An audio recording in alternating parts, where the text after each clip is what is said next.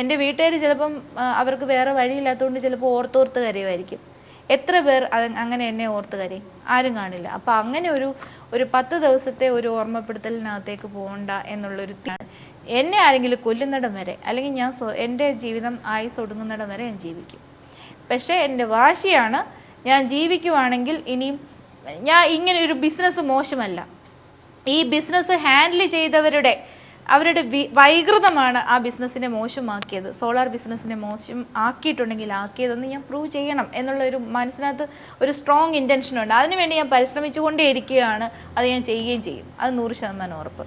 ഇങ്ങനെയല്ല, തട്ടിപ്പും വെട്ടിപ്പും അല്ല ഈ ഊർജം, സൗരോർജം is not equal to Saritha എന്നുള്ളത് ഉറപ്പായിട്ട് ഞാൻ കാണിക്കും. മറ്റൊരു സരിതയെ കാണിച്ചു. അതെ, കാണിക്കും. അത് കഴിഞ്ഞ അഭിമുഖത്തിന്റെ അവസാന ഘട്ടത്തിൽ പറഞ്ഞത് ഇതാണ്: കുടുംബത്തോടൊപ്പം കുട്ടികളോടൊപ്പം സമാധാനമായി ഒരു സാധാരണക്കാരിയായി ജീവിക്കണം. ഒപ്പം തന്നെ സോളാർ ബിസിനസ് തന്നെ മാന്യമായ രീതിയിൽ കേരളത്തിന് കാണിച്ചു കൊടുക്കും. ആ മാനസികാവസ്ഥയിൽ തന്നെയാണ് ഇപ്പോഴും നിൽക്കുന്നത്. തീർച്ചയായിട്ടും അത് 1 ഇഞ്ച് പുറകോട്ട് പോകാൻ ഞാൻ തയ്യാറല്ല, ഉറപ്പായിട്ടും അല്ല. എന്തായാലും അഭിമുഖം വളരെ നീണ്ട ഒരു അഭിമുഖമായി പോയി.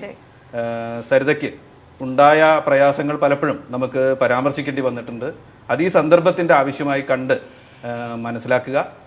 സരിതയുടെ ആഗ്രഹങ്ങൾ, ചെയ്ത അന്യായങ്ങൾക്കുള്ള ന്യായമായ ശിക്ഷകൾ മേടിച്ചുകൊണ്ട് സരിതയുടെ ആഗ്രഹങ്ങൾ, ന്യായമായ രീതിയിൽ നടപ്പാക്കട്ടെ എന്ന് ആശംസിക്കുന്നു. നമസ്കാരം.